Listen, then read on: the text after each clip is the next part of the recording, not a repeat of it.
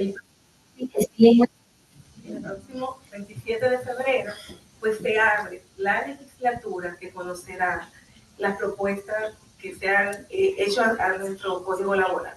Creemos que una reforma laboral bien diseñada fortalecerá los derechos de nuestros trabajadores y también garantizará un entorno que impulse la competitividad y la sostenibilidad. Como profesionales de gestión humana, sabemos que un marco legal equilibrado es fundamental para armonizar las necesidades del talento humano. Y es por esto que desde ADOAL hemos promovido un análisis profundo de nuestro Código Laboral, no solamente en esta ocasión.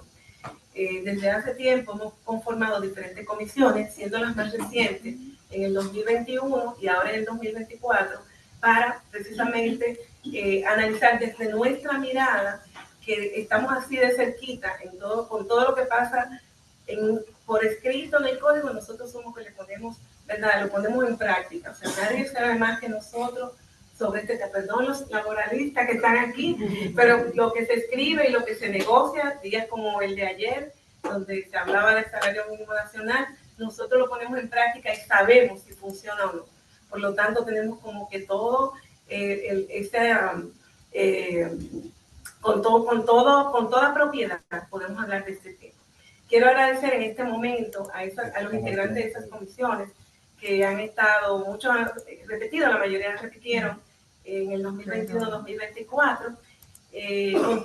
Nos dimos el lujo de contar, y sé que contaremos siempre con extraordinarios profesionales que han ofrecido una visión y su conocimiento y punto de vista para ofrecer una mirada a esta reforma, la cual ya nosotros hemos depositado en el Senado de la República Dominicana.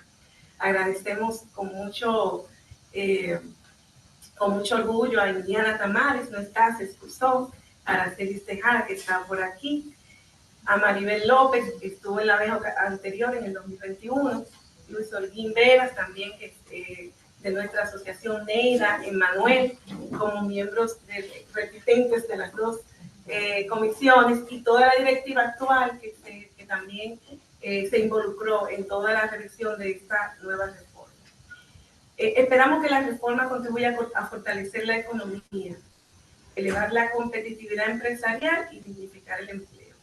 La inclusión de medidas que promuevan la igualdad, pero esa igualdad mucho más amplia que solo género, es parte de lo que hemos identificado en nuestro código. El desarrollo profesional es clave para el progreso de nuestra sociedad y debe de incluirse también en el código. Asimismo, es fundamental que esta transformación contemple también el impacto de lo que es la digitalización, la automatización, las nuevas formas de trabajo en la región y en el mundo. Eso es recoge un poquito de nuestros hallazgos. Y analizar las experiencias de otros países, pues nos permite a nosotros aprender lecciones para construir un modelo más eficiente. Y por esta razón, pues hoy invitamos a tener esta conversación. Es un espacio de diálogo que nos brinda esta oportunidad de conocer enfoques internacionales, países que ya han tenido experiencias distintas y que nos cuentan cómo les ha ido. Nuestro propósito con este panel y con nuestras intervenciones que hemos tenido con relación al tema es aportar soluciones y generar consenso. Desde ADOAL reafirmamos nuestro compromiso con un diálogo abierto y constructivo, donde las decisiones se tomen con una visión integral y sostenible. Agradecemos a todos nuestros panelistas nuevamente por su tiempo, su conocimiento que nos van a compartir. Con este evento queremos contribuir al desarrollo del sector laboral y reafirmar nuestro compromiso de aportar a este debate desde una perspectiva técnica, como decía, ética y constructiva. Les invito a escuchar, a participar activamente, a sumarse a este esfuerzo, no solamente en este momento, sino en cualquier otra ocasión, de construir un mercado laboral eficiente y también competitivo. Una reforma laboral no es solamente un cambio de ley. Debemos de saber que nos toca cualquier letrita que esté ahí mal puesta, pues puede significar aspectos muy importantes en nuestros espacios de trabajo. Por lo tanto, es lo que define el futuro del trabajo en la República Dominicana. Espero que este encuentro nos inspire a seguir trabajando juntos con un mercado laboral más dinámico y mucho más preparado para los desafíos del mañana. Que tengamos una enriquecedora conversación. Buenas noches.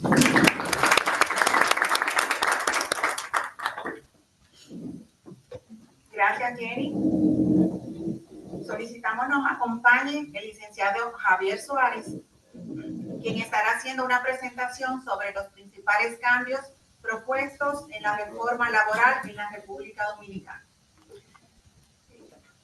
Javier Suárez tiene una licenciatura en Derecho en la Pontificia Universidad Católica Madre y Maestra, estudios superiores especializados, doctorado en Derecho del Trabajo en la Universidad Complutense de Madrid, maestría en Derecho de la Seguridad Social en la Universidad Carlos III de Madrid, miembro del Colegio de Abogados de República Dominicana y miembro de la Asociación Dominicana del Derecho del Trabajo y de la Seguridad Social. Licenciado Suárez. Gracias. Bueno, yo creo que me voy a quedar sentado. Yo creo que después vamos a tener una interacción con preguntas.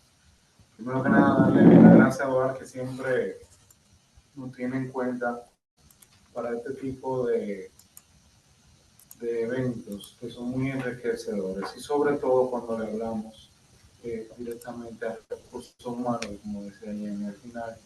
Ustedes son los que implementan lo que nosotros, bueno, lo que la legislación tiene. Y realmente ustedes ven la legislación más cercana que nosotros los laboralistas, porque ustedes están en el día a día. O sea, nosotros generamos el documento para el cual pedir un día de vacaciones, pero ustedes son los que van a pedir el día de vacaciones. O sea, que realmente es una compenetración, vamos a decir, bastante buena. Y nosotros aprendemos tanto de ustedes como ustedes tanto aprenden de nosotros.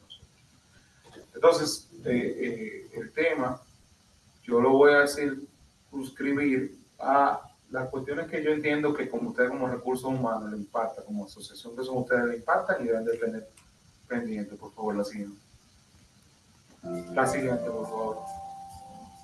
BDS Asesores llega a República Dominicana. Eso era otra cosa. Miren, ¿qué debemos de tener en cuenta? Siguiente.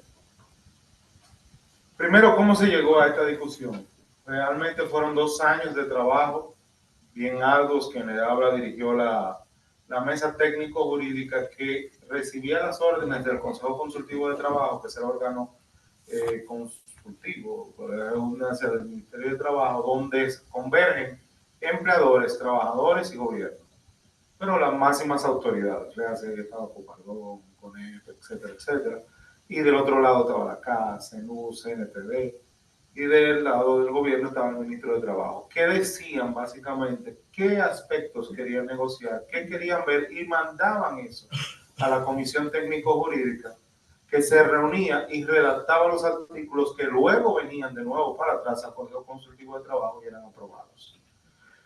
Entonces esto se duró 2 años, pero tengo que también que decir bien claro, como decía Jenny, esta es una legislación de 33 años y hay cosas que hay que hacer notar. Mi padre trabajó en la del 92. Mi padre trabajó a partir del 2013 en varias discusiones cuando se hicieron en INTEC.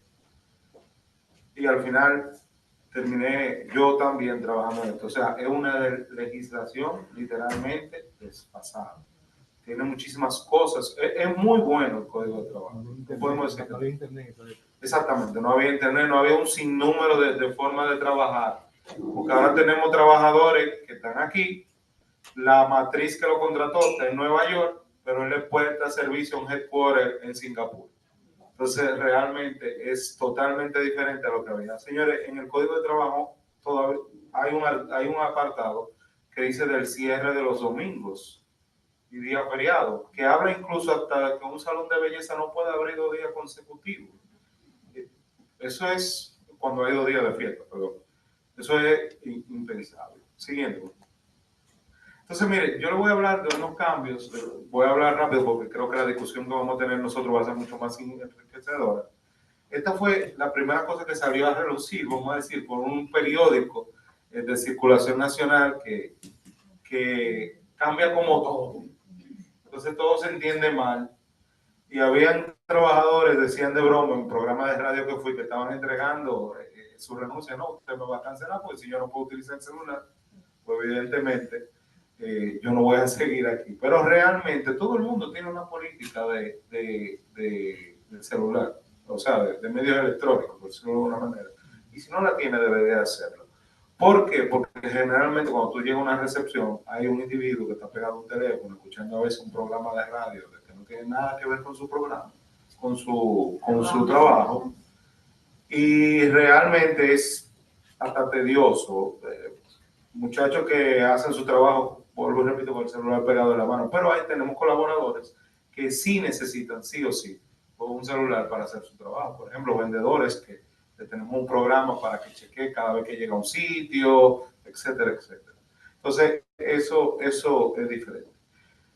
Había también antes, cuando al trabajador le ponían una querella, se suspendía el contrato de trabajo. Eso también se adecuó para que no haya esa necesidad, si él puede ir a trabajar. Claro, evidentemente aquí le digo yo que si es un caso de homicidio que lo están investigando, le dieron libertad bajo fianza, piénselo mucho para dejarlo volver a entrar. ¿Ok? Porque otras cosas son, cualquier otra cosa, pues lo pudiéramos pensar. Luego, también que esto hay que hacerle chapo al empresariado dominicano que asumió el aumento de la licencia de paternidad en un 100%.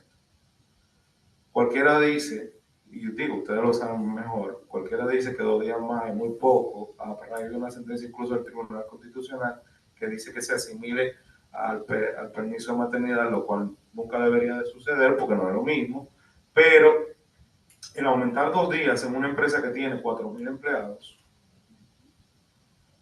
y tú tienes una posibilidad de que por lo menos 1.000 el año que viene tengan 1.000, pues un impacto bastante grande. Con lo cual, hay muchas de estas cosas que nosotros tenemos que empezar a hacer el headcount y ver cómo nos va a impactar, porque económicamente también eso tiene un impacto.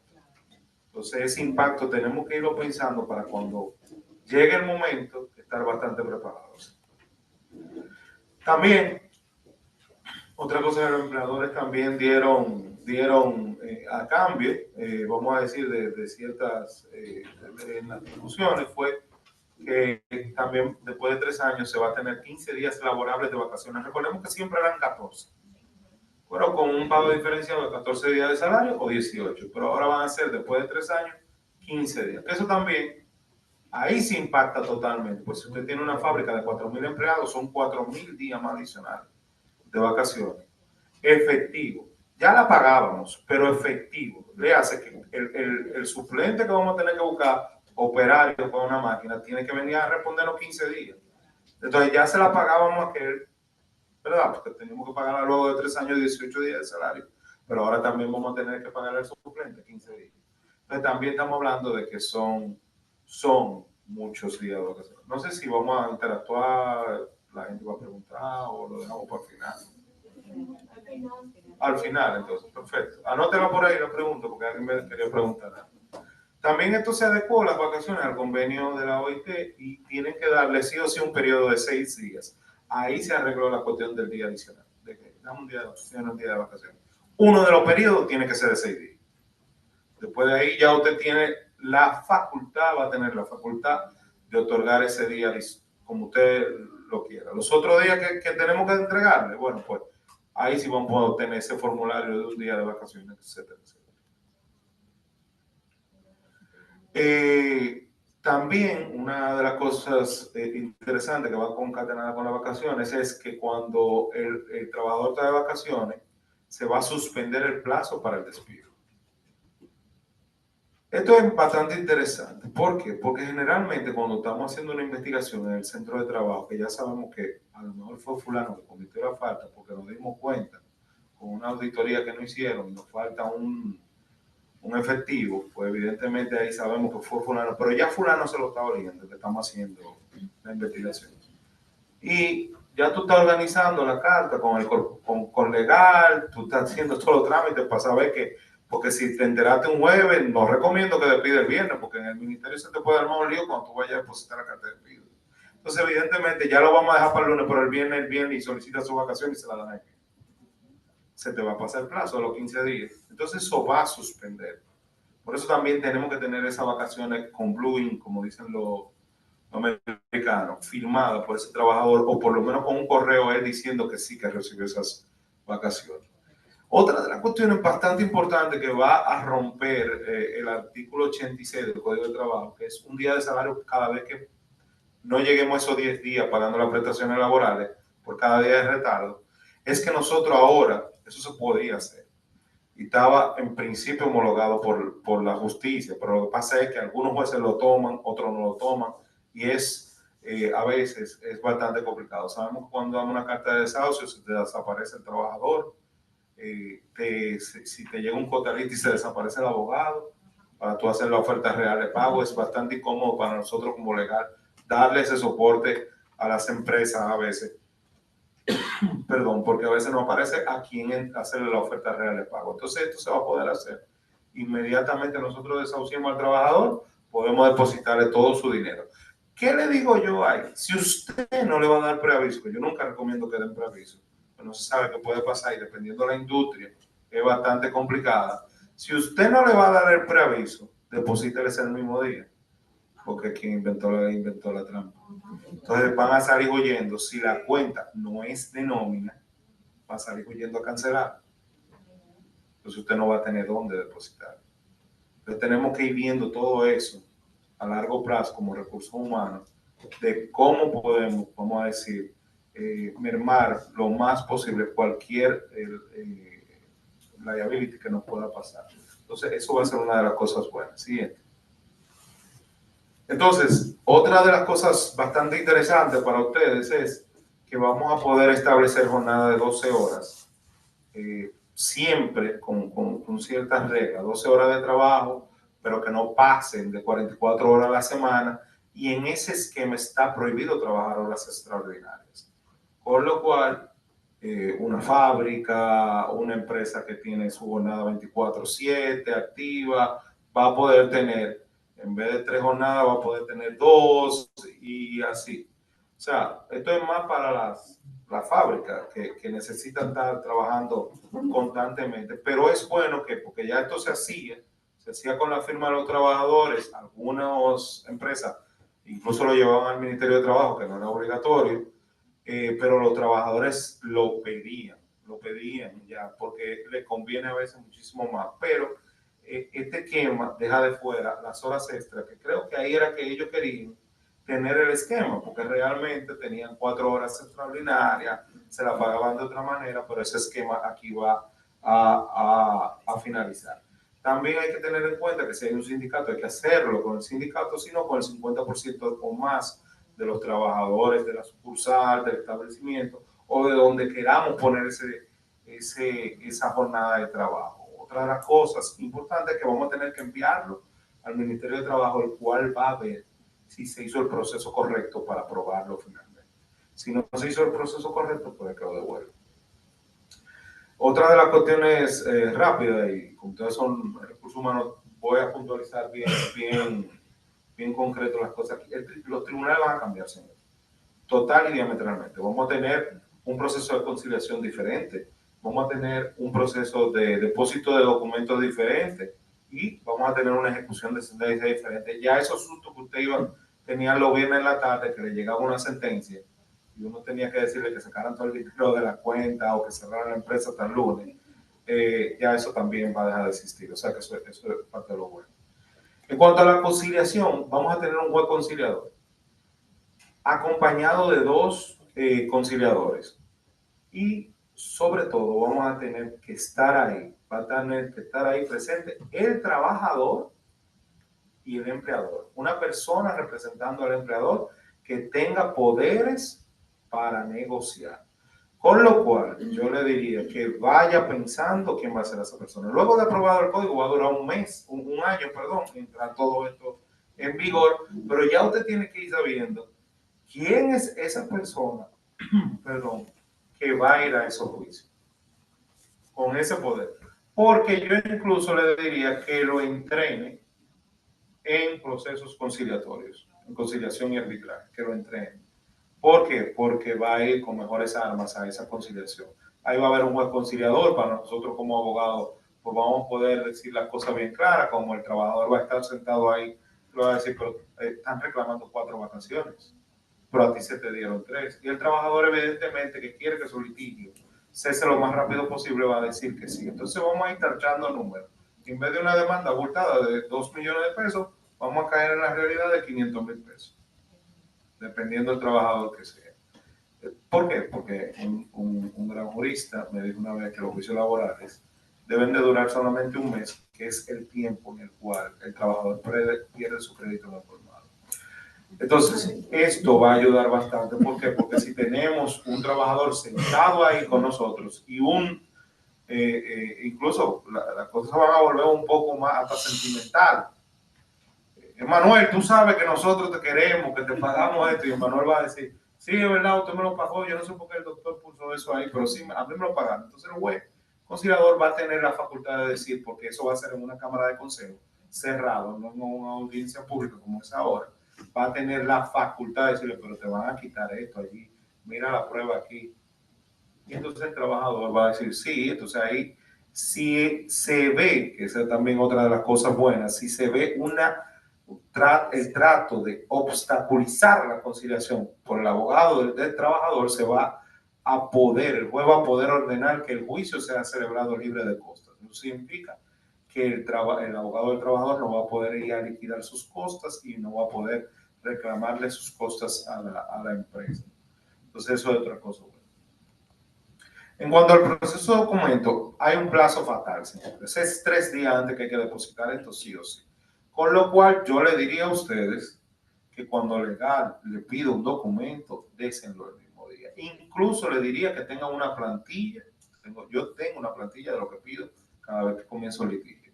Entonces, es bueno que ustedes mismos lo sepan, qué voy a necesitar para que inmediatamente le llegue la notificación, esté solicitando esos documentos para que a la hora de la audiencia podamos depositarlo, porque esto va a ser muchísimo más rápido. Y sobre todo, tener en cuenta que el expediente se va a ir completo a grado de apelación. Con lo cual, mientras más rápido depositemos los documentos, mejor. Porque si lo dejamos para segundo grado, puede que nos lo rechacen, puede cualquier otra cosa. Lo ideal es depositarlo en primer grado. Y en cuanto a la ejecución de la sentencia, hay un cambio bastante importante, y es que no se va a necesitar suspender con el duplo. Recuerden que siempre pedíamos el duplo para solicitar la suspensión, sino que va a ser con el monto simple. Si condenaron a 100,000 pesos, 100,000 pesos, una fianza de 100,000 pesos. Y el tribunal de primer grado va a poder ordenar la fianza si uno la deposita en el mismo tribunal, con lo cual vamos a quitarnos esa doble ida que teníamos que ir a la corte, solicitar la suspensión, pedir que nos dieran el duplo en un banco, ir al banco, todo eso, sino que directamente vamos a ver. Y lo que le decía de los viernes, que vamos a tener 8 días para la ejecución. Ya no va a ser 3 días, sino que van a ser 8, con lo cual nos permite a nosotros como abogados no coger las cosas con calma, pero sí tenemos más tiempo, no nos pueden ejecutar y así va a ser más fácil. Siguiente. Entonces, la última cosita que quería hablarle, que creo que esto es lo que más le va a impactar para que entienda que tenemos que estar bien claro, es que vamos a tener un proceso con sancionatorio muy diferente. Las multas se dividen en leves, graves y muy graves, pero es bueno que sepan que entre las muy graves se puso, entre las graves se puso la amenaza o violencia ejercida sobre el inspector de trabajo, no dejarlo entrar, no identificarse con el inspector de trabajo, eso adecuando al convenio 81 de la inspección, pero sobre todo porque había empresas que el inspector iba, no lo dejan entrar, incluso inspectores me hacían cuentos de que le soltaban perros atrás y todo ese tipo de cosas para que no entraran a la empresa. Si nosotros estamos cumpliendo, eso es simplemente dejarlo entrar, no hay ningún problema. Siéntelo, déle un cafecito, hable, dígame qué usted quiere. Y entreguen todos los documentos que pida. Miren, y esto es importante que lo sepan porque las multas se duplicaron. Antes las multas eran de 3 a 6 salarios, de 1 a 3 salarios, de 3 a 6 y de 6 a 12. Ahora son de 2 a 6, de 7 a 12 y de 13 a 24. Y todas estas multas son correspondientes al nivel más alto de la resolución vigente del Comité Nacional de Salario. Eso que están discutiendo hoy. Y que probablemente aumente bastante mañana a 30,000 pesos, más alto, si es el 20% que están diciendo. ¿Cómo? Más Un 20. Sí, un 20%. Entonces, mire, actualmente con la clasificación que hay, las leves serían multas de 50,000 a 150,000 pesos. La grave de 175 a 300. Y la muy grave de 325 a 600,000. ¿Ok? Esos serían los rangos. Pero aquí que está lo importante de eso.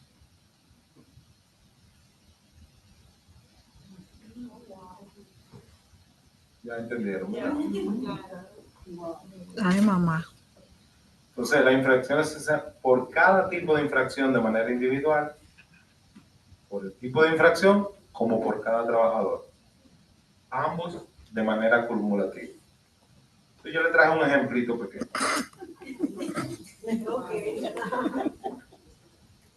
Si le estamos dando la seguridad social a 15 trabajadores que no lo tenemos inscrito, es una falta grave. Cada multa por trabajador sería de 325,000 a 600,000 pesos, porque son 24 salarios. La más alta. Un total de 9 millones de pesos. ¿Por qué yo entiendo que se hizo esto? Porque actualmente la multa más alta que puede recibir cualquier empresa es de 300,000 pesos. Haga lo que haga. Le viola el derecho a 200,000 trabajadores, como que se lo viola a uno, es igual, 300,000 pesos. Pero ¿qué es lo que pasa? Cuando tú dices a empresas, mire, si usted no cotiza la seguridad social, es probable que usted tenga una multa en el tribunal de 50,000 pesos, si fallece alguien, va a tener que también eso. Y hay empresarios, trabajo, gente que tiene negocio que te lo dice bien claro, para que yo voy a pagar 800,000 pesos. Exacto, 800,000 pesos mensuales de unos individuos que me van a trabajar 3 meses, 4 meses, 5 meses, 6 meses, van a estar rotándose. Yo no pago nada. Si me condenan en el tribunal, ¿cuántas demandas de 100 van a llegar? 4 a lo mejor. Y de 4, si me condenaron, me van a condenar 200,000, 400,000 pesos. Me ahorré 3 millones. Eso se acabó. Y también esto empuja a una competitividad clara y diáfana. Pues lo mismo una gran empresa, como cualquiera, o que pudiéramos decir de lo que ustedes son recursos humanos, que paga religiosamente su seguridad social de 3,000, 4,000 empleados, al tipo que está delante, haciéndote una competencia, no pagando nada, en una informalidad total. Entonces eso se tiene que acabar. Y evidentemente esto va a ayudar a acabar. Claro, yo me imagino que el Ministerio de Trabajo dará un compás de espera a esa empresa en la informalidad, que son un 57%, es bastante. Dará un compás de espera, le irá diciendo, por ejemplo, al colmado, al saloncito de belleza, a esto, aquello y lo otro. Mira, póngase al día, porque si no, porque las leves son por no registrar a los trabajadores en el ministerio. Una cosa tan sencilla como un DGT3. Claro, es sencillo para nosotros que estamos en el día a día eso. Pero a veces para un saloncito de belleza es bastante complicado. Pagar la seguridad social, a veces tienen que matar de comisión o le alquilan el sillón. Son muchas cosas, pero evidentemente esto va a ayudar vamos a decir, reducir un poco la informalidad. También las multas generadas van a ir al Ministerio de Trabajo para fortalecer la inspección, que es bastante importante. En cuanto a las recomendaciones finales, prepárese bien en todos los aspectos. En cuanto al compliance, tenemos que tener todo cuadrado. Esa minuta del Comité de Higiene y Seguridad, que a veces nadie la quiere hacer, vamos a hacerla. Ese Comité de Higiene y Seguridad, esas políticas, vamos a tenerlas bien claras, porque a la hora que tengamos que llegar a un tribunal o que tengamos que pararnos frente al Ministerio de Trabajo, debemos de tener todo en orden para evitarnos multas como la que ya acabamos de ver. Nada, muchísimas gracias y estamos a la orden.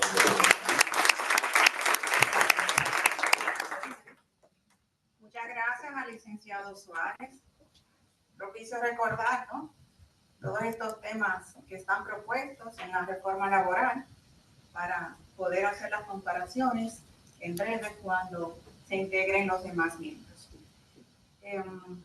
Queremos entonces ahora llamar la presencia de nuestro próximo panelista, el señor Carlos Salgado, quien nos acompaña desde Colombia. Carlos, por favor. Carlos Salgado es abogado especialista en Derecho Tributario y Derecho Contencioso Administrativo en el campo del Derecho Laboral y de la Seguridad Social, ofreciendo asesoría a distintas empresas, entre ellas el Gremio de Transporte, Aseo y Logística colombiano, frente a las reformas a la normativa laboral vigente en el país, brindando soluciones innovadoras y beneficiosas a las empresas frente al desarrollo de contratos laborales, procesos disciplinarios, creación de beneficios, elaboración de políticas internas, reglamentos internos de trabajo, entre otros. También nos estará acompañando de manera virtual y desde la Ciudad de México nuestro próximo panelista, el señor Gerardo Hernández, periodista de El Economista, destacado periódico de México. Detrás de cada gran reforma laboral hay una historia que merece ser contada. Y detrás de esas historias está Gerardo Hernández, un referente en el periodismo del mundo laboral. Ha visibilizado temas claves del mundo del trabajo e impulsado debate generado impacto real. Editor de Capital Humano en El Economista. Cobertura especializada en reformas laborales, entre otros, riesgo psicosocial y tendencias del empleo. Y como moderadora de este panel será conducido por la señora Neida Iglesias, a quien les solicitamos también nos acompañe. La señora Iglesias se desempeña como líder en gestión humana, estratega y transformación organizacional. Licenciada en Psicología Industrial de la Universidad Nacional Pedro Enríquez Ureña, máster en Gestión Estratégica de Capital Humano por la Universidad IDE-CESEM de Madrid, España, con más de 30 años de experiencia en recursos humanos y proyectos especiales. Ha ocupado roles estratégicos en el sector bancario, académico y corporativo, impulsando la transformación del talento, la cultura y bienestar organizacional. Actualmente presidente de NIG Consulting, firma especializada en asesoría en gestión humana y directora de gestión humana en Grupo Caro. En Adoal ha sido presidente durante la gestión 2020-2022 y miembro de los comités de logística y académico de nuestros congresos, miembro del comité consultivo y de la comisión de revisión del Código de Trabajo. Para todos ellos, un aplauso para que inicie nuestro panel. Transformación laboral en República Dominicana. ¿Qué podemos aprender de experiencias de reformas y enfoques en América Latina? Bueno, muy buenas noches. ¿Se escucha? Sí.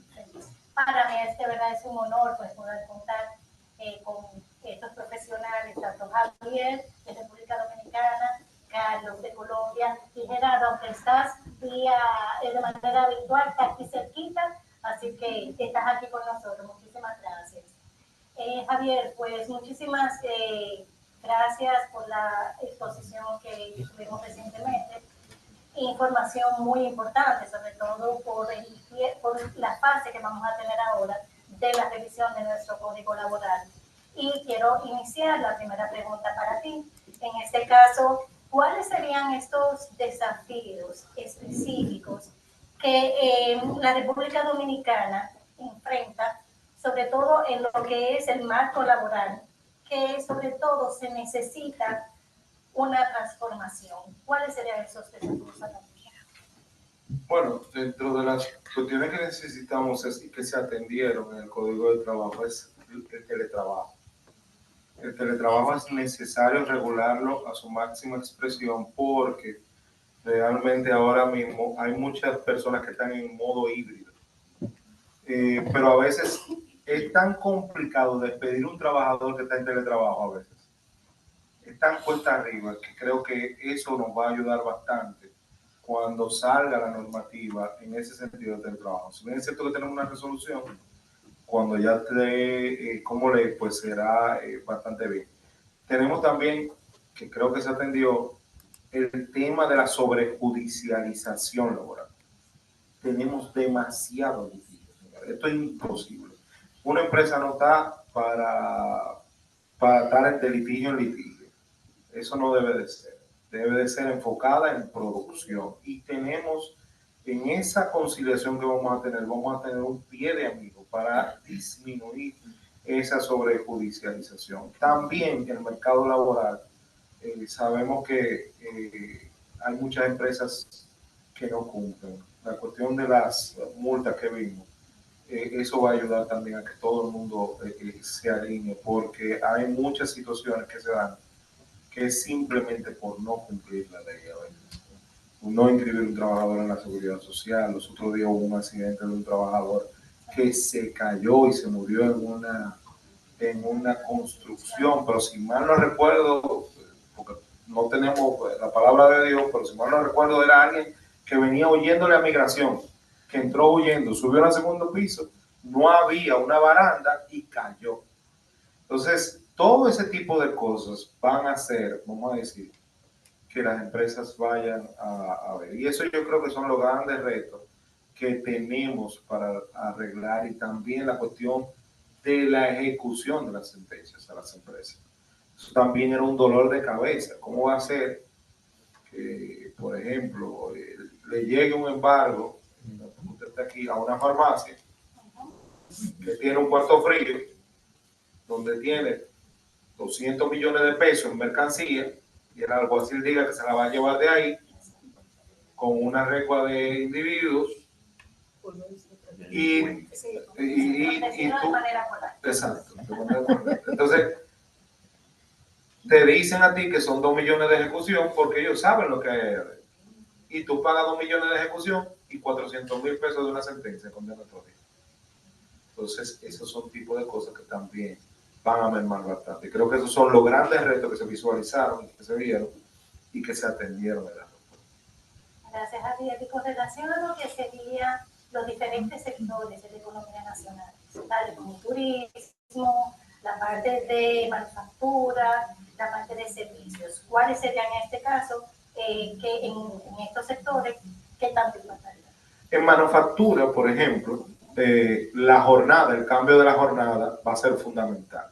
Eso va a permitir un aumento de la productividad a nivel nacional. O sea, las 12 horas. Correcto, las 12 por 4. Base de las 44 horas.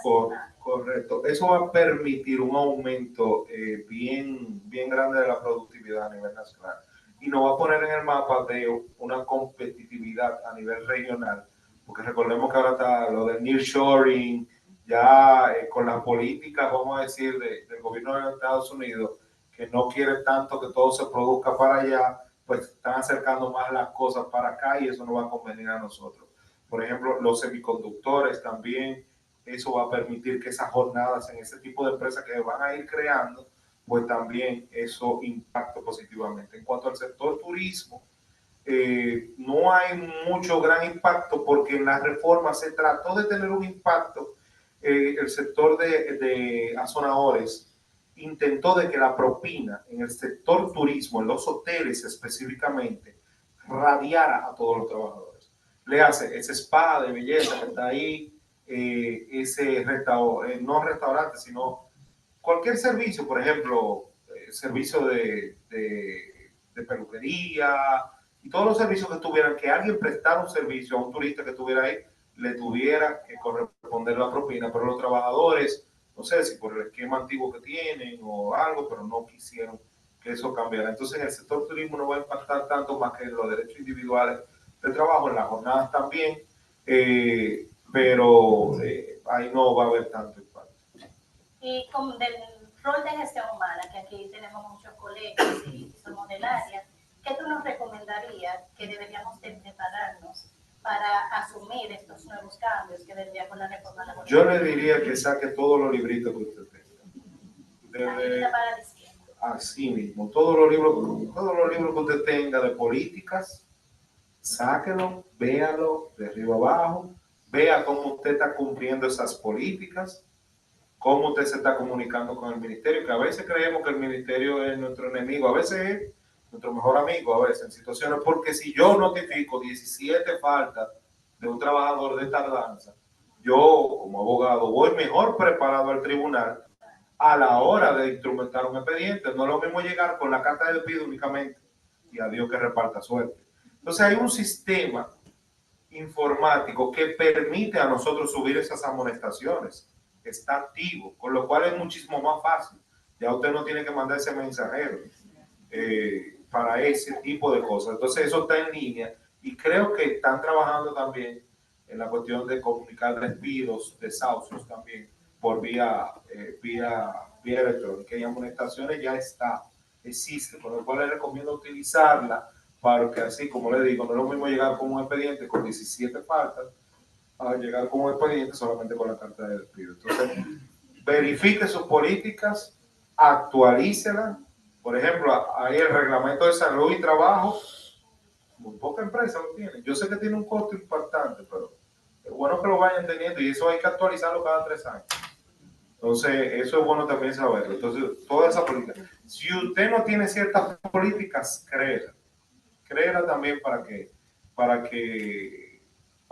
también esté dentro de su esfera de control. Por ejemplo, un curso que vimos la semana pasada hablábamos de una política de acoso laboral.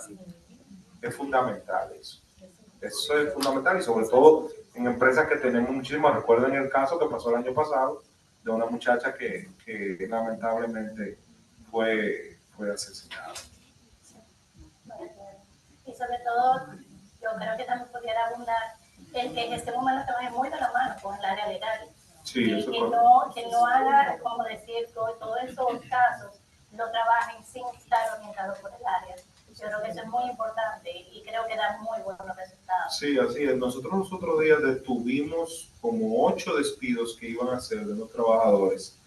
Habían 2 que se estaban ponchando uno y otro. Si yo llegaba tarde, uno le ponchaba la computadora al otro y viceversa. Y esos 2 se verificó que un día uno lo hizo por 7 más y otro día lo hizo por 3 más.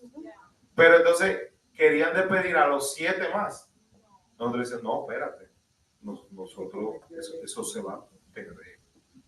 Vamos a despedir a todos, que sí era lo que tenían un mes, ¿cierto? Entonces los otros 7, no, déjalo ahí, dale una amonestación, porque tampoco teníamos amonestación. Dale una amonestación y vamos a irnos preparando, pero esto que sí tenemos evidencia de que fulano llegó a las 9:30, pero el cerito lo ponchó a las 9. Entonces sí, y aún así también, a veces cuesta arriba llegar con esos videos y con ese sistema informático que yo como abogado no lo entiendo. Tú me lo explicas, te lo puedo entender porque veo que fulano llegó tarde, pero el juez se queda en la luna. Y el juez cuando va a fallar, ni siquiera se acuerda de volver a ver el video. ¿Por qué era esto? Y lo hace un abogado ayudante que no tuvo en la audiencia. O dice que el sistema de uno mismo. Correcto. Caso, y uno lo manipula. Así es. Por eso también, en ese caso, ahora que usted me recuerda eso, nosotros recomendamos ponche biométrico. Que también tenemos que saber que tiene que haber. Correcto. Y tiene que haber una política también de eso, porque salió una ley de la Junta Central Electoral que dice que ella es la única, la todopoderosa con la captura de los datos biométricos. Entonces también tenemos que tener una política de datos biométricos. O sea, son muchas cosas. Gracias, Javier. Carlos, Gerardo, con relación a lo que establece el Código Laboral tanto en México como en Colombia, con relación a los temas más críticos, sobre todo y divergentes propuestos en la reforma laboral de República Dominicana, ¿cuáles serían esos temas críticos comparados con México y Colombia? Si quiere poder empezar, Carlos. Bueno, primero que todo, buenas noches. Gracias por la invitación a Doar, Jenny, Manuel. Y bueno, gracias a todos los participantes que se encuentran el día de hoy acá. Bueno, hay unos puntos que tuve la oportunidad de hablarlos con Javier. Y digamos que en Colombia nosotros tenemos unos conceptos que pueden ser diferentes en el entendido de cesantías. Entiendo que acá las cesantías es un tema como crucial en la reforma laboral. Nosotros en la actualidad nos encontramos también en una reforma laboral. Nuestro código no se actualizaba hace más de 70 años. Pero digamos que de manera general ahora se está actualizando, sin embargo, veníamos actualizándolo a través de unas leyes muy específicas. Digamos que, por ejemplo, el tema del teletrabajo, hay una norma del 2008 que nosotros ya veníamos trabajando teletrabajo, o sea, trabajo remoto. Perdona, qué bueno que lo dices, esa era mi próxima pregunta, si de una vez la bate, luego entonces voy a arrancar con el tema como de cesantías y después miramos lo del teletrabajo que hay en Colombia. En Colombia nosotros tenemos dos conceptos, que es cuando una persona yo la despido sin justa causa. Eso es una indemnización de despido sin justa causa, así se llama. O ustedes tengo entendido que lo llaman cesantías. Ok, nosotros tenemos indemnización de despido sin justa causa, ese es un concepto. Y hay otro concepto que nosotros llamamos cesantías, que ese concepto es el empleador tiene que pagarle un día de salario, un mes de salario al año a cada trabajador y hay que consignarlo en un fondo privado, ¿sí? En un fondo privado, sin importar, es obligatorio. Entonces, la cesantía en Colombia es un salario anual que se consigna en un fondo privado. Si el tipo trabajó 30 años, tiene ya 30 salarios en ese fondo privado, generándole rendimiento. Y además, si lo voy a despedir sin justa causa, tengo que indemnizarlo. La indemnización en Colombia es 30-20, 20-15. ¿Eso qué quiere decir? 30 días de indemnización por el primer año y 20 días por el segundo año hacia adelante, sin importar el tope. Y 20 y 15 es para salarios superiores a 10 salarios. Si la persona tiene más de 10 salarios, cuando lo voy a indemnizar de despido sin justa causa, la indemnización son 20 días de salario por el primer año y de ahí en adelante 15 días. Pero sin tope, 30, 40 años, eso tengo que indemnizar. Acá, allá no hay tope. Tengo entendido que ustedes manejan un tope acá, lo que ahorita no tienen tope. Bueno, digamos que esa es la indemnización de nosotros. Eso a grosso modo son los conceptos que tenemos con relación a indemnización de despido sin justa causa y cesantías. Ahora bien, con el tema del teletrabajo, el trabajo remoto, tenemos una norma del 2008 que, como les digo, nuestro código es muy viejo, pero lo han venido actualizando a retazos, a pedacitos. Por eso, en la actualidad se está haciendo una actualización general y es lo que se está debatiendo en el país.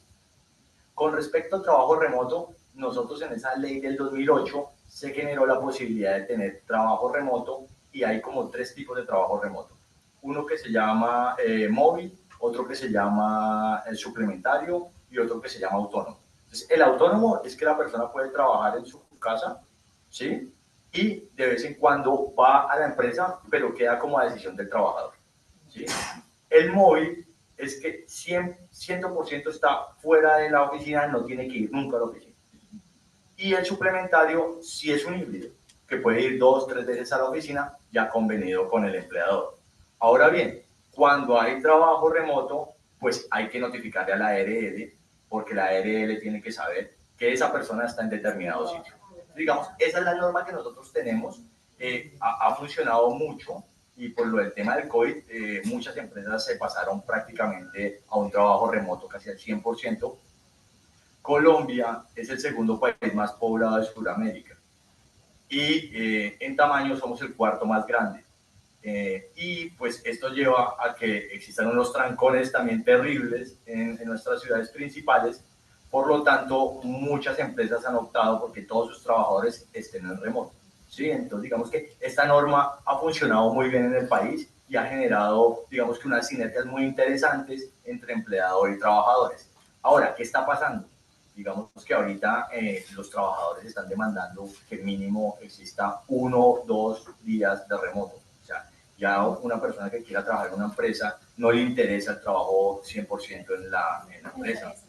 Entonces, digamos que el mercado ha cambiado mucho y ya los trabajadores están demandando trabajos mínimo híbridos. Si no es híbrido, entonces la vacante se complica llenar. Eso es lo que está pasando en la actualidad en Colombia. Gracias, Carlos. Gerardo.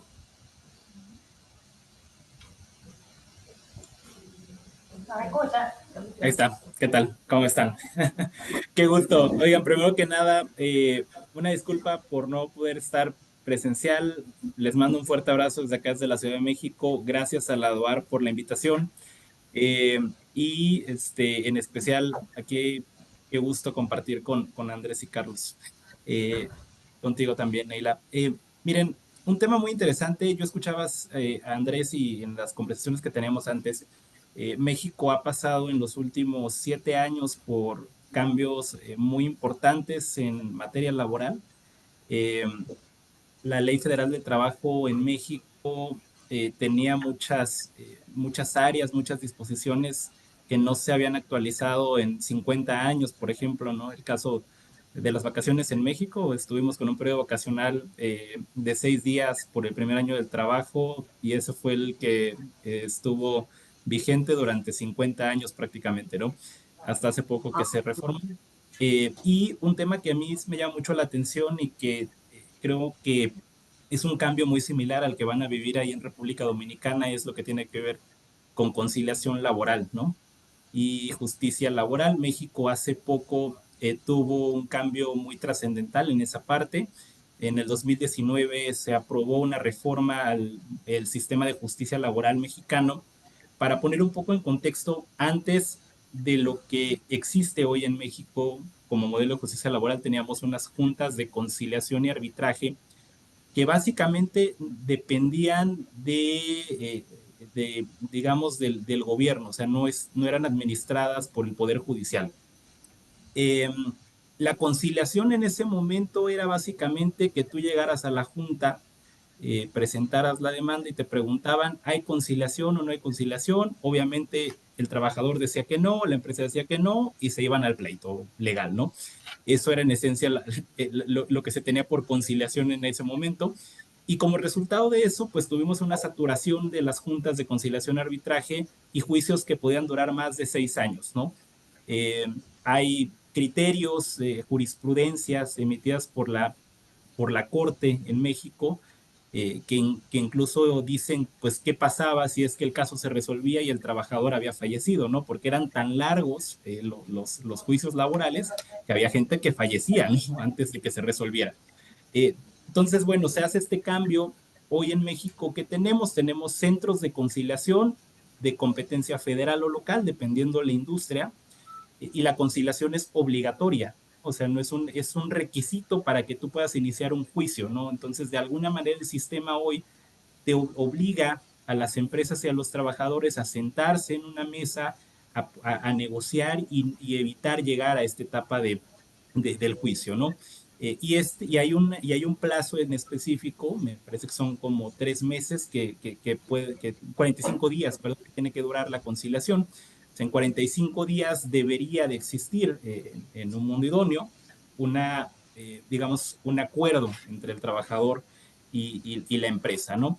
¿Qué hemos visto en la práctica y en qué se tradujo el cambio? Yo diría algunas lecciones que nos deja esto en México. El primero es un cambio que cuesta mucho dinero. De hecho, justo estaba ahorita viendo un poco las cifras, pero para darnos una idea, la implementación de este modelo en México tuvo un costo aproximado de 728 millones de dólares americanos.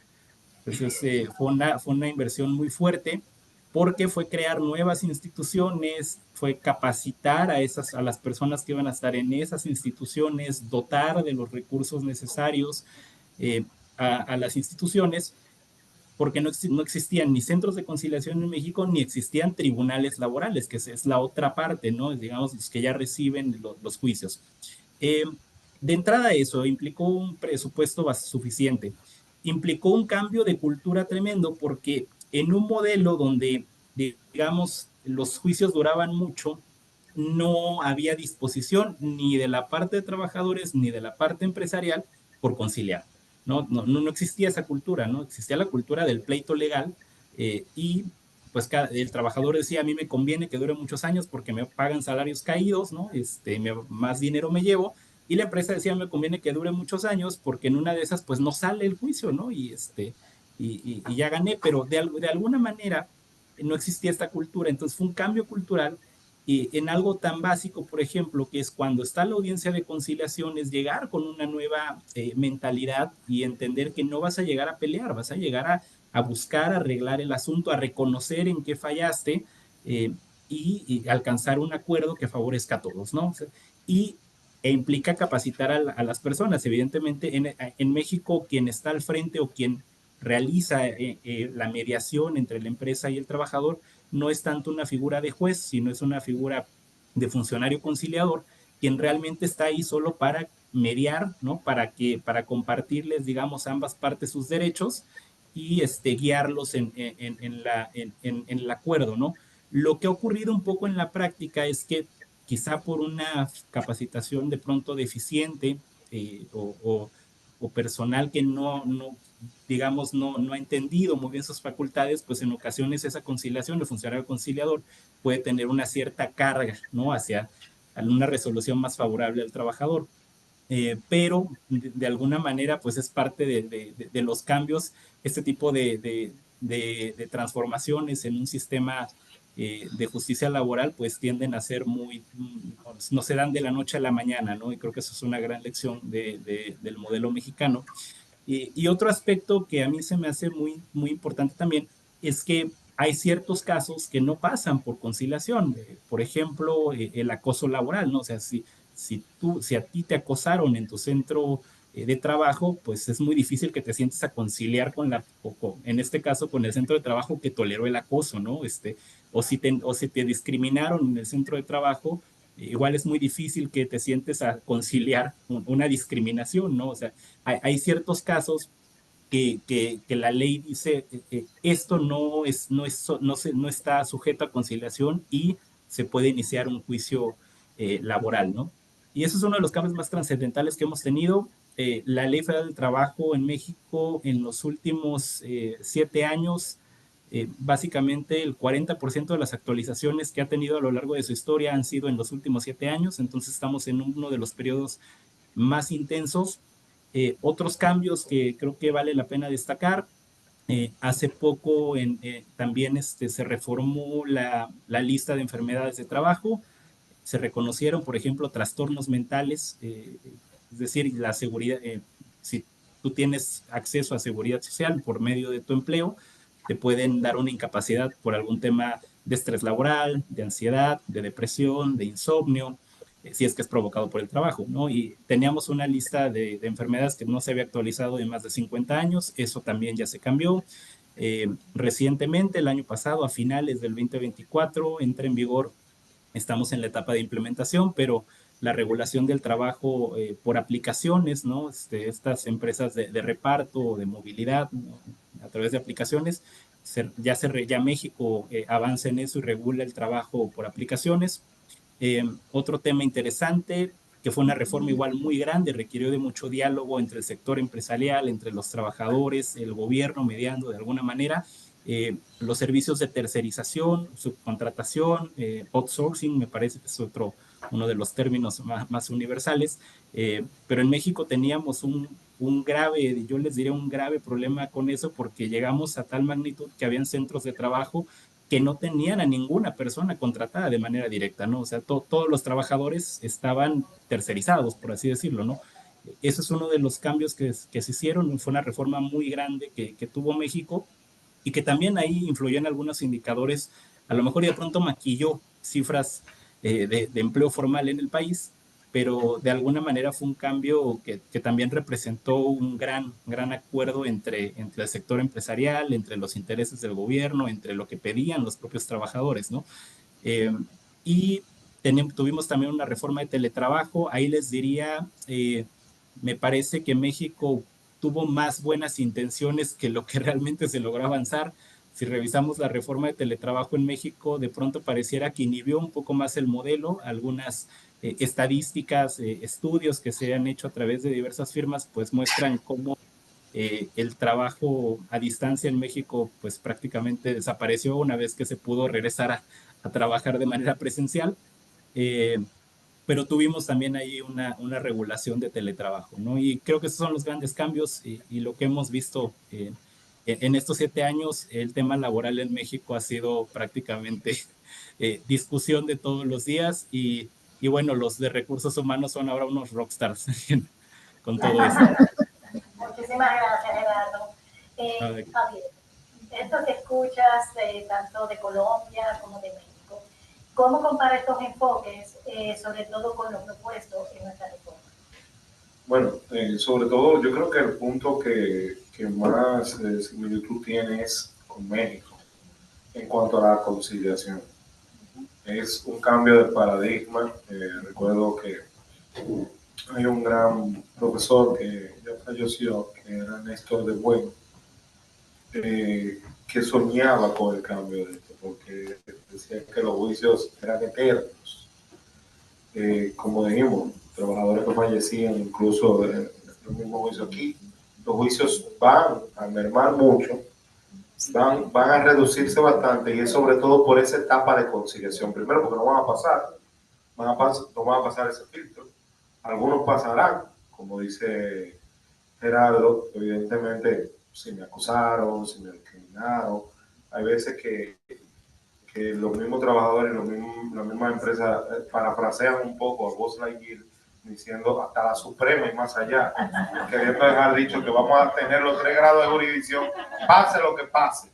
Entonces, evidentemente, ahí es que nosotros tenemos una similitud con México en cuanto a la conciliación, que la cambiamos diametralmente, igual que ellos. Entonces, también con Colombia, que ellos sí, como bien lo subrayó mi compañero aquí, ellos tienen una ley de teletrabajo de hace muchísimos años. O sea, ya ellos vienen con la placa.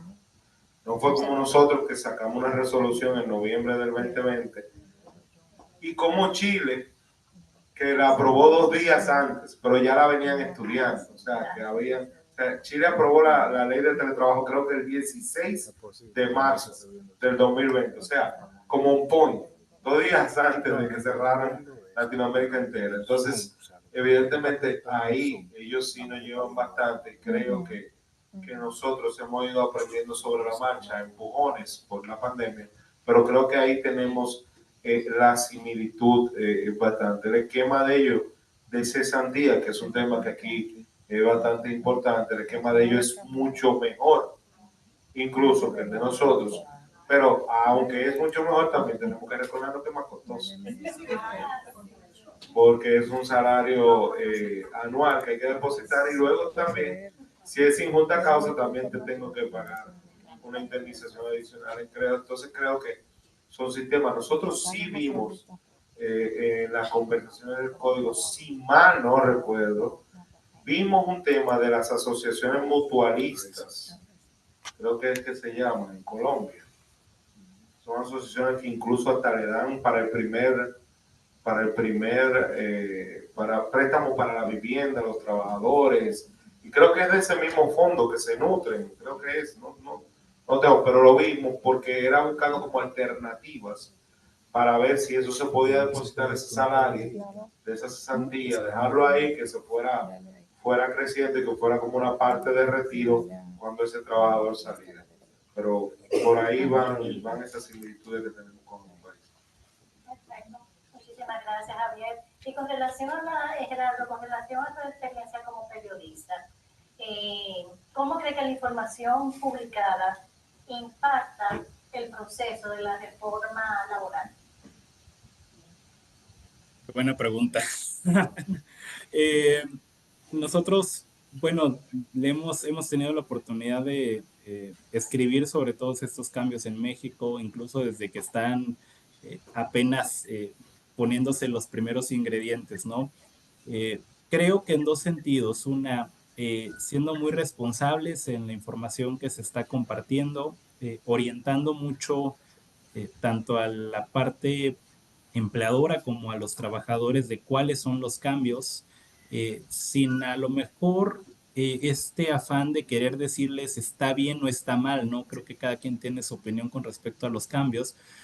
Y algo que nosotros hemos hecho en cada, digamos, ajuste legal que se ha realizado o en cada propuesta es conversar mucho con especialistas, si Javier y Andrés estuvieran acá en México, seguramente les estaría dando lata todos los días para pedirles su opinión y compartir con las empresas, pues cómo prepararse y cómo aprovechar los cambios. Bueno, aquí la audiencia es prácticamente todas de recursos humanos. La verdad es que yo le tengo mucho aprecio y mucha admiración a quienes ejercen una profesión tan noble y al mismo tiempo que influye tanto en los trabajadores, pero que también tiene que estar pensando en cómo le da respuesta al empleador. Y entonces, esta dualidad que hay en la función. Y en el caso de México, pues procuramos mucho compartirle, ¿no? Al directivo de recursos humanos cuáles son quizá esas mejores prácticas o acciones que pueden ayudar a capitalizar mejor los cambios y a posicionar a recursos humanos en una función estratégica y digna, ¿no? Dentro de las organizaciones. Y creo que ese es un gran papel que jugamos los medios de comunicación cuando vienen este tipo de escenarios, ¿no? ¿Y qué impacto, Gerardo, genera esto, sobre todo en los diferentes grupos claves? Me parece que de alguna manera nos ayuda también a tener, o les ayuda a tener mayor información para el momento del diálogo. En el caso de cuando la experiencia que tuvimos con la reforma de vacaciones, nosotros pronto pusimos en la agenda de discusión los temas del convenio, ¿no? De la OIT, que por cierto México no lo tenía ratificado, no lo tiene ratificado, pero ese convenio se le dio mucha difusión durante ese momento. Mucho sobre la mesa también la importancia o el vínculo que tenía el descanso, ¿no? Que tiene el descanso con la productividad. También el desafío que es, porque creo que algo muy importante es pensar, bueno, este es el cambio legal, pero ¿cómo lo hacemos? ¿Cómo hacemos que opere en la práctica, no? Bueno, ¿cómo vamos? Ahora que tenemos más vacaciones, ¿ahora qué hacemos, no? Entonces, un poco también la información que estuvimos compartiendo en algún momento es esa, bueno, pues ahora que hay más vacaciones, ¿cómo promueves que la gente realmente las tome, no? Sobre todo cuando no estábamos acostumbrados a tener tantos días. Creo que de alguna manera la información que compartimos los medios de comunicación va ayudando a tener más conocimiento en torno al tema y llegar más informados a los diálogos, ¿no? Gracias, Gerardo. Carlos, ¿y cómo manejan en este caso las diferencias de criterio entre los grupos claves en cuanto a los temas más críticos de la reforma de México? De Colombia. Pues es un tema, como les digo, importantísimo para el país, tanto para nosotros como para ustedes. Y si se han dado cuenta, miren que los códigos están súper desactualizados de manera general. Que nosotros vengamos haciéndole unas actualizaciones a través de pequeñas leyes, pero el grueso de la actualización lo estemos haciendo nosotros hasta ahora también. Eso quiere decir que es muy complicado hacerle modificaciones a los códigos laborales. ¿Por qué? Porque se requiere un consenso de país, porque es consenso de empresarios, consenso de trabajadores, y en nuestro país nosotros también tenemos un tema que son de aprendices. Entonces, entre empresarios, trabajadores, aprendices y voluntad política, entonces son 4 componentes que se tienen que sincronizar para sacar adelante un código laboral. En Colombia nosotros hacemos reformas tributarias cada 2-3 años y hay consenso para hacerlo, porque ahí están los tributos. Pero en materia laboral, mire lo que pasa. Hasta ahora nosotros haciendo un ajuste al código de manera general por el tema del consenso. Es muy, muy complejo. Ahorita la reforma que nosotros tenemos ya va aprobada, digamos que en debate, en un 70%. Hace falta unos debates en la comisión y después en la plenaria del Senado. Y hay un punto muy fuerte y crítico en nuestro país, que es el tema de los aprendices.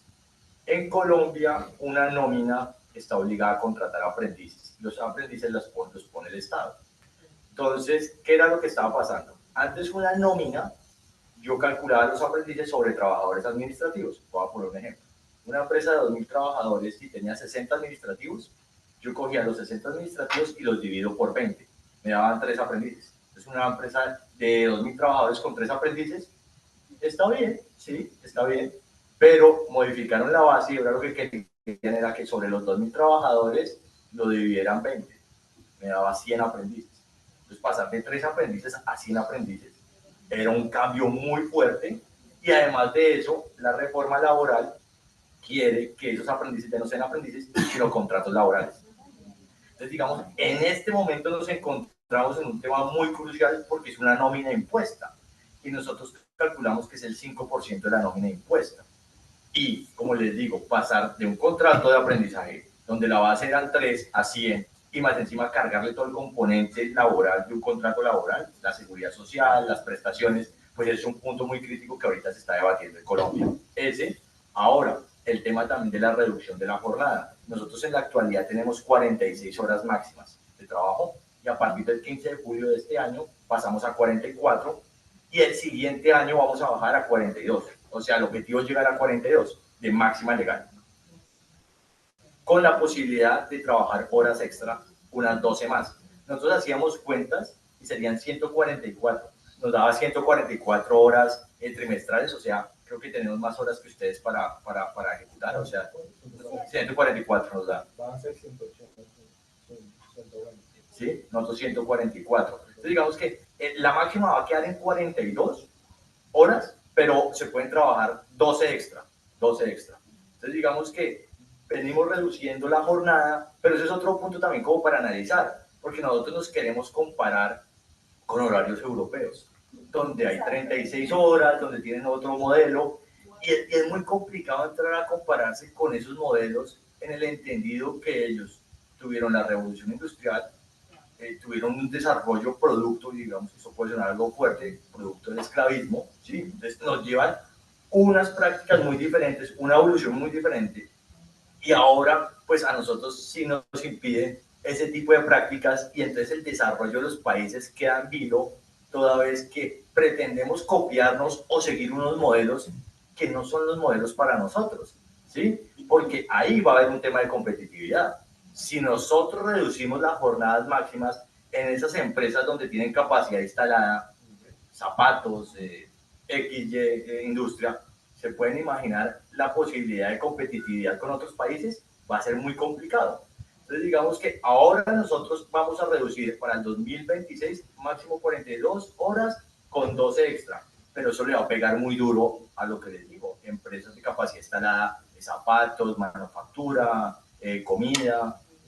Entonces ahí se pierde competitividad. Esos son como los puntos críticos que nosotros tenemos en la actualidad, el tema de jornada. Hay un tema ahorita de recargo nocturno, antes era después de las 9 de la noche, ahora lo bajaron a 7. Entonces, después de las 7 de la noche para recargo nocturno. Entonces, las empresas, por ejemplo, de celaduría, hay una serie de empresas que están muy preocupadas por estos artículos que les estoy comentando. Hay otro tema que también está en nuestra reforma, la licencia de paternidad. La licencia de paternidad en Colombia son 2 semanas y la van a pasar a 4. Wow. 4 semanas. Un 100%, igual que aquí un 100%. Y entonces hay empresas, como les digo, las de senadores, de senaduría, que la mayoría de sus trabajadores son hombres, pues están haciendo unos cálculos y los números no les dan. Ese es otro artículo que está fuerte, que se está discutiendo, y también hay un tema de licencias. Hay un tema de licencias y permisos. Normalmente cuando una persona en Colombia va a pedir un permiso, tiene que comprobar que tiene, por ejemplo, una cita médica, ¿sí? O que tiene determinada situación para no asistir, pero tiene que comprobarlo. Ahora la norma que plantean es que hay que creerle al trabajador. Entonces el trabajador dice, hoy no voy porque estoy enfermo. Y uno, pero muéstrame la incapacidad, ya no va a ser necesario mostrar la incapacidad. Ese artículo lo tienen ahí. Todavía no lo han aprobado, pero eso es un artículo que está generando mella y está generando mucho interrogante en Colombia. Sí, cuéntame, Javier. Si tengo que pagar ese día del salario, porque tú dices, está generando mucho interrogante y hasta mí mismo me saltó. ¿Tengo que pagar ese día? Sí. Entonces, ahí se están preguntando. Ese es otro artículo delicado que hay. Y hay otro que es exclusivo para, se llama el cólico, el tema de la menstruación. Entonces, normalmente cuando una mujer pues, tiene endometriosis, pues está comprobado con su historia clínica y todo, entonces ella puede pedir permiso y no hay ningún inconveniente, se le da el permiso, pero ahora el artículo quedó también a voluntad de creer, buena fe.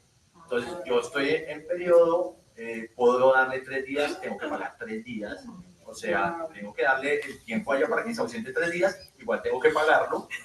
Ese artículo también está, es un artículo muy fuerte, porque pues entenderán que hay otros sectores donde la mayoría de los trabajadores y trabajadoras son mujeres, y entonces ahí uno se pregunta, ¿no estaremos haciendo todo lo contrario de generar más disparidad? Ese tipo de artículos que les comento son los que están en debate ahorita en Colombia. Todavía no se ha firmado la reforma laboral y muchos partidos y congresistas están mirando si la hunden, porque esto que estoy comentándoles es dinero a gran escala. Entonces, ahí estamos. Eso es lo que se encuentra en nuestro país con estas discusiones que les estoy comentando y bueno. Gracias, Carlos. Gerardo, de manera breve, la misma pregunta. ¿Cuál es el aspecto clave? Sí, bueno, igual yo creo que los voy a sorprender. México también está en estos momentos debatiendo la reducción de jornada laboral. Evidentemente, al principio había una postura del sector empresarial de no reducirla. Ya se superó ese debate y ahora la discusión está en cómo le vamos a hacer, ¿no? En el caso de México es más complejo, ¿no? Porque nosotros la jornada laboral la tenemos estipulada sí en la Ley Federal del Trabajo, pero primero en la Constitución. Entonces, en México no podemos reducir, o sea, de 48, más bien no podemos reducir la jornada laboral en función de horas, sino de días, ¿no? Al menos constitucionalmente. Y en México lo que se está poniendo en la mesa es la posibilidad de descansar 2 días por cada 5 de trabajo. Actualmente la jornada, la Constitución te permite descansar 1 día por cada 6 de trabajo, lo que se traduce en un límite legal de 48 horas por semana en función de lo que está establecido en la ley secundaria, ¿no? Eso es lo que se está debatiendo en México. Hay una ruta, digamos, todo un camino por recorrer. Creo que la experiencia, al menos de Chile, no sé tanto la de Colombia, Carlos, ahí tú me podrás decir mejor, pero es que no son cambios tan radicales, son paulatinos y pues muy acordes. En mi caso, desde mi punto de vista muy personal, creo que es un cambio necesario. México se ha caracterizado por ser un país que trabaja muchísimo tiempo, muchas horas y es de los menos productivos, ¿no? Algunas de las recomendaciones que estamos haciendo es revisar un poco cómo están los procesos. De verdad, creo que en ocasiones no dimensionamos cuánto tiempo se pierde en reuniones, por ejemplo, cuánto tiempo se pierde en trámites en papel, por ejemplo. Yo de pronto me toca platicar con algunas empresas que son muy industrializadas y muy tecnológicas y dices que ¿qué más puedo tecnificar si ya todo mi proceso está tecnificado? Bueno, pues sí, pero resulta que para pedir vacaciones la gente tiene que seguir firmando hojitas, ¿no? E ir llevarlas. O de pronto no tienes bien evaluado en qué momento necesitas tener a la gente en el lugar y tienes horas muertas, por ejemplo, ¿no? Entonces, de alguna manera creo que es una revisión que tiene mucho más que ver con aspectos organizacionales y de procesos que a lo mejor y con imposibles, ¿no? También tenemos pendiente en México y es un debate que me parece se tiene que ir dando de alguna manera, son los permisos de paternidad. En el caso de México, los permisos de paternidad el costo los asume el empleador, efectivamente. No es una licencia, a diferencia de la licencia de maternidad, que la carga es para la seguridad social. Acá en México los permisos de paternidad los financian los empleadores. La propuesta actualmente en México son 5 días. Más o menos las propuestas van en torno a duplicarlo, llevarlo a 10 o unos 20. La realidad es que ahí ni el sector empresarial quiere que le suban, y evidentemente las dependencias, el gobierno tampoco quiere que incrementen porque algunas dependencias públicas en México se rigen por la Ley Federal del Trabajo, entonces cualquier movimiento, alguna prestación o algo, les aplica, ¿no? Entonces, digamos, nadie se quiere aventar la bolita y obviamente la seguridad social tampoco quiere asumir el costo, ¿no? Pero ese es un debate que está ahí porque además es la única herramienta que se tiene en el mercado laboral para equilibrar la carga de cuidados. Creo que es una realidad global, pero las mujeres son las que asumen la mayor carga de cuidados en el hogar, trabajo no remunerado también. Y bueno, es un permiso de paternidad muy bajo, es de una manera de seguir castigando a las mujeres en el mercado laboral, ¿no? Entonces, ¿por qué? Porque pues de alguna manera es una señal de que el mercado laboral dice, bueno, pues quien tiene que asumir la carga de cuidados es la mujer, no el hombre, ¿no? Eh, Creo que es un debate que hay que darse, evidente implica costos, cualquier reforma laboral implica costos, ¿no? Pero hay que pensar más en el cómo, ¿no? Y ese es un debate que se está dando en México. eh, y creo que son los dos más grandes que vamos a ver seguramente este año. El reto, me parece, es seguir mediando, evidentemente, una escucha activa por parte de todos los involucrados. Eh, en el caso de la jornada laboral, por ejemplo, evidentemente los trabajadores ¿no? Desearían que fuera un cambio radical y que yo el día de mañana ya pueda descansar un día adicional. Y creo que ahí, por ejemplo, a los medios de comunicación, pues nos toca hacer mucho esa labor de ponerle el escenario real, ¿no? O sea, en ninguna economía, en ningún país, dicho sea de paso, la recomendación 116 de la OIT que está vigente desde hace, yo creo que ni mis papás estaban en planes desde que está vigente esa recomendación, dice que debe de ser un cambio gradual, ¿no? Entonces, creo que ahí, por ejemplo, a los medios nos toca ser muy responsables en decirle al trabajador, aguanta, espérate, o sea, todos desearíamos tener mejores condiciones, tener un mejor entorno laboral, pero los cambios son graduales y son con diálogo, ¿no? Porque también de nada nos sirve tener cambios abruptos si no van a ser operantes, si la empresa va a decir, ¿sabes qué? Yo mejor recorto empleos porque no me da, porque entonces el cambio que buscamos para mejorar el entorno de trabajo se convierte en una desventaja, ¿no? O sea, pero creo que eso es una gran labor que nos toca a los medios de comunicación y bueno, en esas discusiones está México. Muchísimas gracias, Gerardo. Con relación ya a esta pregunta final para todos, ¿cuáles son los elementos éticos que se tienen que tomar en consideración para llevar a cabo un proceso adecuado de reforma laboral? Bueno, pues, como les venía diciendo, el consenso es muy importante entre el empresariado, los trabajadores, en nuestro país los aprendices y el mismo gobierno. Entonces, digamos que sin consenso no hay posibilidad de reforma de ningún código laboral. Tanto así, vuelvo y reafirmo, mire que los 3 países hicieron una actualización después de mucho tiempo. Y esto no debería ser así porque las dinámicas de los negocios son cambiantes y son cambiantes a tal velocidad que tenemos unos códigos que están retrasados a los niveles comerciales que se está moviendo el mundo. Entonces, digamos que ahí el punto y el llamado es lograr consensos lo más pronto posible y hacer ese update de acuerdo a los cambios comerciales que se está dando en el mundo. No esperar 50 años, 70 años, 40 años para hacer una modificación en un código cuando las economías lo necesitan. Y recordemos que los trabajadores son esenciales, es la base de los países para poder salir de su desarrollo, generar riqueza.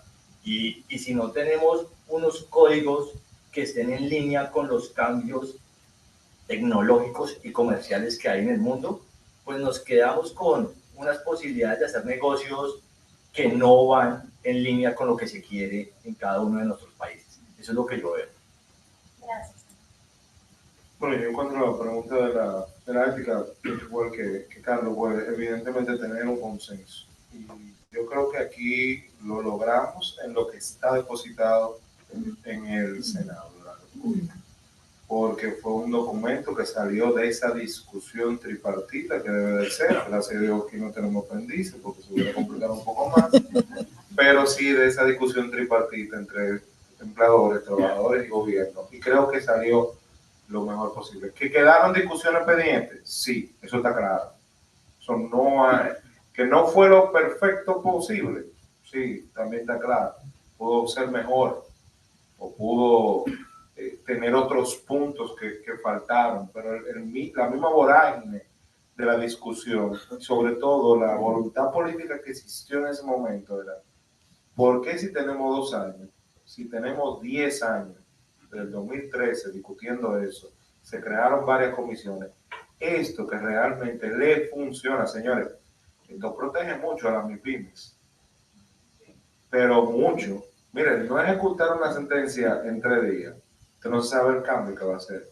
El poder depositar las prestaciones laborales al trabajador rápidamente, usted no sabe, imagina el cambio que va a hacer. Yo he visto casos de 30,000 pesos convertirse en 3 millones. Ahora mismo me llegó uno que tengo hasta miedo porque el trabajador ganaba 700,000 pesos. Ay, Dios mío. O sea, el retardo diario de eso y se le hizo una oferta real de pago por debajo del monto que es, porque él trabajó 8 años y se le hicieron por 4 por una condición técnica, porque lo trasladaron a un país, volvió de allá para acá después. Pero ya ustedes se imaginan. Entonces creo que esos consensos que se lograron ahí y esos avances significativos que se lograron ahí fueron en base a la ética, a las discusiones. Se discutió mucho para aquí, para allá, para adelante. Muchos temas se discutieron. Como no se llegó a consenso, se sacaron. Y todo lo que se llegó a consenso, pues evidentemente se depositó. Y partió de ahí, de un ejercicio ético y transparente con todos los actores sociales que convergieron en esa discusión. Gracias, Javier. Gerardo, ¿y para finalizar? Pues también remarcar el consenso, ya Carlos y Javier lo han dado muy puntual. Yo solo agregaría en el tema de consenso, pues que las 3 partes estén conscientes que les toca ceder algo, ¿no? El gobierno tiene intereses, la empresa tiene intereses y los trabajadores tienen intereses, y para llegar a esos consensos, pues cada quien tiene que estar consciente que habrá algo que no vaya, que no cubra todas las necesidades o los intereses que uno tiene, pero esa es la mejor forma o así se construyen las mejores reformas, ¿no? Y agregaría un punto adicional. Creo que una clave súper importante es fortalecer las áreas de recursos humanos. Al final son a las que les toca operar todo esto, y asumir un papel más estratégico, de verdad creer que estos cambios fortalecen mucho más el tema de gestión de talento. Y en la medida que las personas que están al frente de las direcciones de recursos humanos lo asuman así, los cambios van a ser un poco más fáciles de transitar, ¿no? Quizá no sencillos, pero sí un poco menos complejos, ¿no? Bueno, pues muchísimas gracias, Gerardo, Carlos y Javier. Gracias a ustedes. Gracias. En este caso ha sido una conversación muy enriquecedora, sobre todo por el tiempo aquí en República Dominicana, tanto Gerardo y Carlos, que nosotros tenemos y estamos trabajando en esta reforma laboral, que es puntual, es neurálgica, sobre todo para nuestro rol de gestión humana. Le agradezco mucho su participación y ahora vamos a ir a la parte de preguntas y respuestas. Bien. Tenemos espacio para ¿Alguna pregunta? 2, 3 preguntitas solamente. ¿Se termina? Sí, como yo creo que allá había una pregunta. Gracias.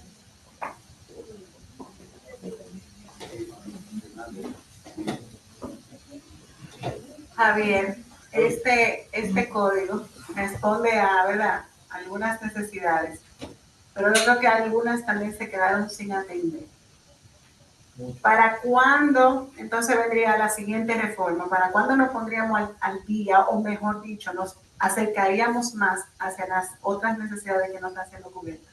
Bueno, el ministro pasado, en varias intervenciones que tuvo, dijo bien claro, vamos a depositar esto, vamos a empezar con esto y luego, al día siguiente de esto aprobado, nos sentamos a discutir. Hay que ver qué voluntad política tiene el ministro actual, pero me imagino, por lo que he oído, que es lo mismo, que estado pasando por programas de televisión donde ha dicho que esto es necesario pasarlo y que ya luego vamos a verlo. Pero sí estoy de acuerdo con usted que quedaron muchísimas cosas pendientes. Lo que yo le recomendaría a Adoar, como le recomiendo a todo el ciudadano que me pregunta, es esa comisión que ustedes tuvieron que verificó el código, en su cartica ya, al Senado, con esas mejoras que ustedes entienden que deben de verse. ¿Por qué? Porque así es que hacemos patria, así es que hacemos democracia, así es que llegamos al punto mejor para todos. Entonces, evidentemente, si ustedes tienen algo que salió de esa comisión, redáctenlo, pásenlo y entréguenlo al Senado.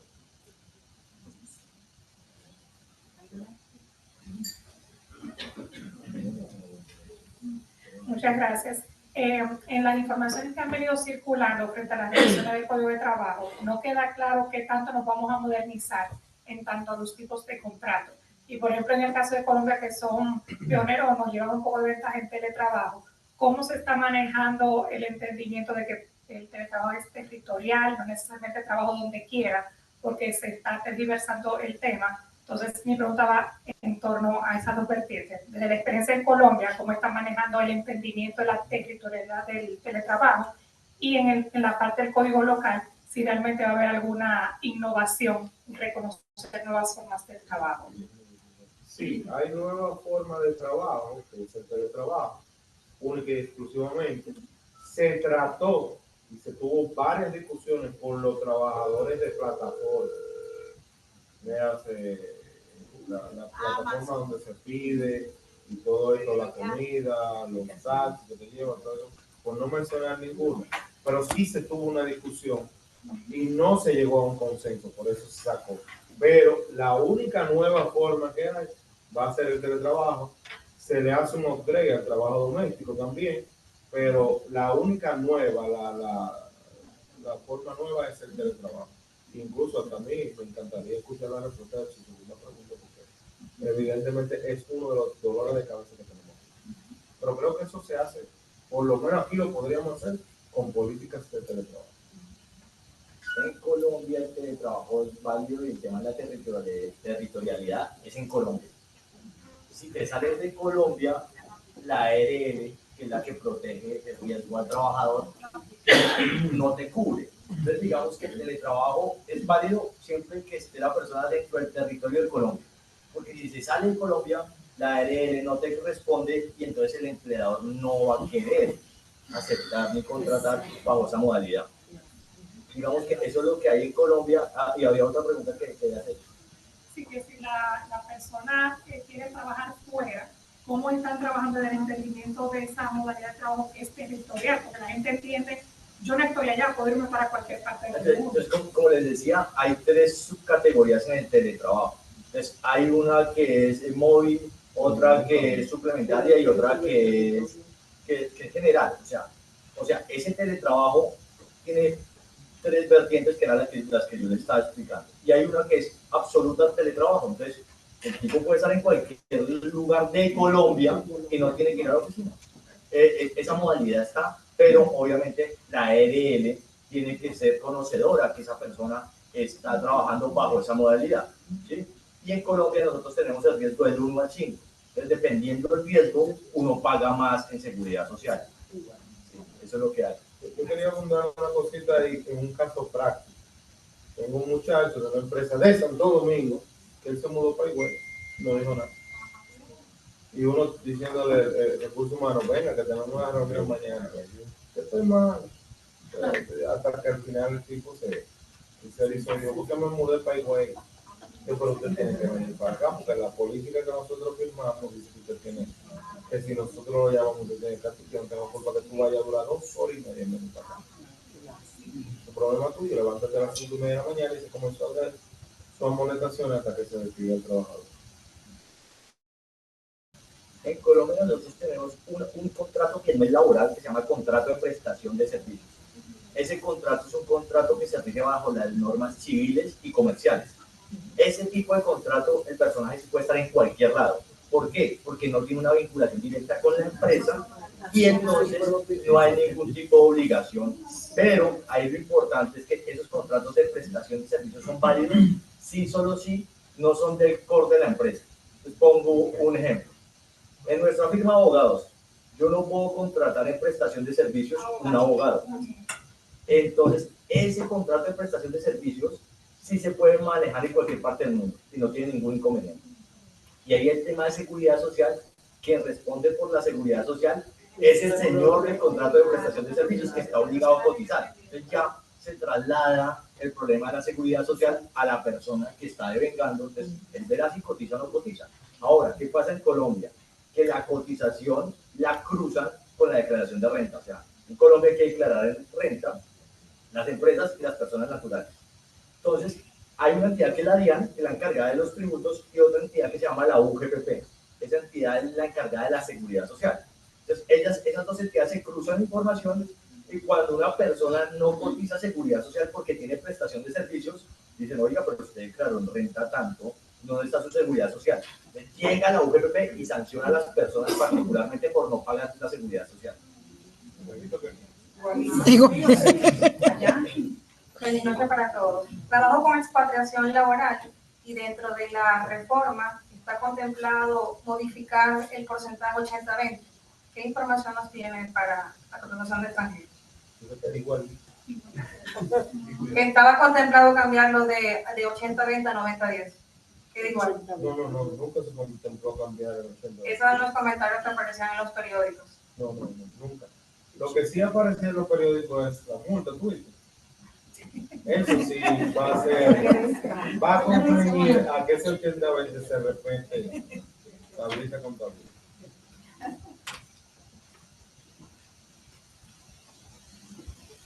¿Quién más? ¿Ya?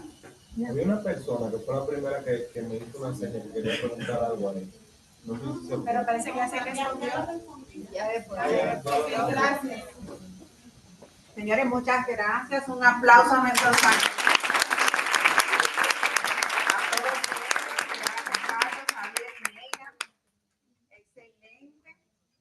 Excelente todo esto que nos han planteado. Como ven, sí tenemos algunas similitudes entre los países. La idea, ¿verdad?, es que nuestros legisladores pues escojan pues lo que se haya consensuado y que sea pues de beneficio para todas las partes que están involucradas. Tenemos muchas oportunidades, así que esperemos que podamos no solamente aprobar esto que está ahora, sino que se siga modificando para todas las cosas que se han dejado para una próxima oportunidad en cuanto a la reforma de nuestro Código Laboral. Así que muchas gracias. Agradecemos también a nuestros patrocinadores, AFP Popular, CEF, SPL Salgado y Salgado Abogados, BKRD y BDS Líder Global. A ustedes, nuestra audiencia, muchas gracias por acudir a esta convocatoria y acompañarnos. Nos veremos en una próxima ocasión. Buenas noches.